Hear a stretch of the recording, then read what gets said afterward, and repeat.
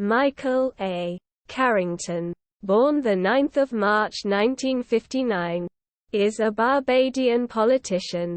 He is a former Speaker of the House of Assembly of Barbados from 2008 to 2018.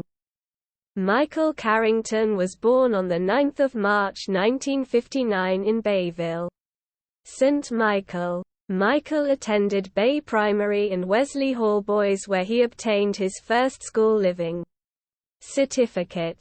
Immediately after his primary education, he studied at University of the West Indies and Hugh Wooding Law School, where he studied law and was called to the Barbados Bar Association as a lawyer. In 1989, between 1999 until 2008, Carrington had run for the House of Assembly of Barbados unsuccessfully for 3 consecutive times.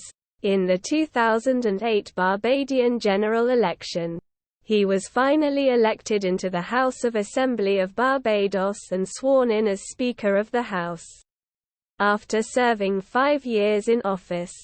In 2018 he ran for re-election was failed to get elected. He has served as a member of the Disciplinary Committee of the Barbados Bar Association. This article about a Barbadian politician is a stub. You can help Wikipedia by expanding it.